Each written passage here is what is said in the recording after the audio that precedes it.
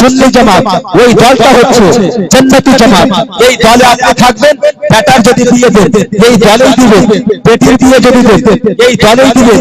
এই দলের বাইরে যদি হয় তাহলে না বেটার বিয়ে দিবেন না বেটির বিয়ে দিবেন। যদি আপনি দেন ক্ষতি কোন জায়গাতে, লসকে দুনিয়ার দিক দিয়ে আমি বোঝাচ্ছি।